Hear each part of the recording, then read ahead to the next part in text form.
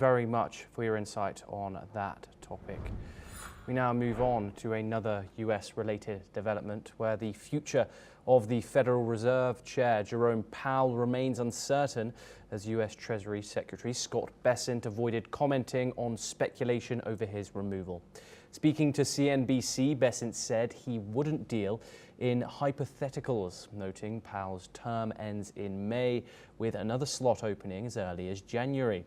He added the entire Federal Reserve institution needs to be examined. The comments follow a Wall Street Journal report claiming Bessent advised President Trump against firing Powell. But Trump hit back on Truth Social, denying the story and stressing that he alone knows what's best for the markets and the nation. The president said, "People don't explain to me, I explain to them."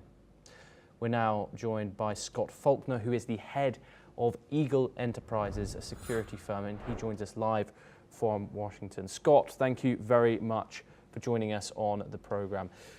Scott, what do you make of this loggerheads it seems to be between Scott Bessent and the FED chair and Trump and the FED chair? The uncertainty surrounding Jerome Powell, is this political pressure or a genuine reevaluation of the FED? I think it's a little bit of both. There's been talk for a number of years by Senator Rand Paul and others to actually do a full audit of the Federal Reserve for a number of reasons. But the key is that Trump wants to continue to energize the U.S. economy. He thinks that with rates as high as they are and inflation coming down, that basically the Federal Reserve is not with the program. But there are limitations. There is no way to remove a Federal Reserve chair unless they're caught in some sort of illegality, and he's not doing anything illegal.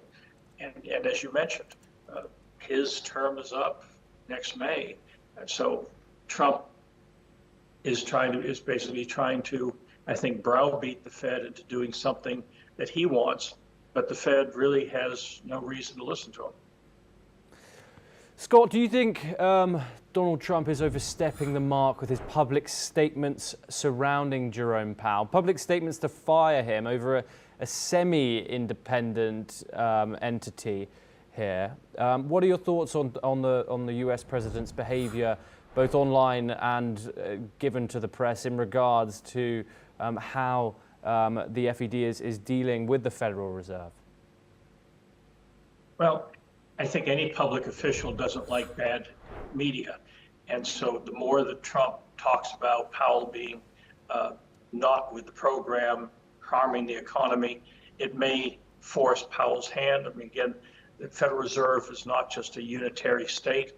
You have the districts, and each of those district heads have a vote when they set the rates. And so it's possible that he's trying to speak to the broader Federal Reserve panel, not just to Powell himself. But in either case, again, unless Powell is caught doing something illegal, Trump's real options are very limited. Yes, Scott, we are going to move on, but you are staying with us to discuss further US updates. Elon Musk's social network X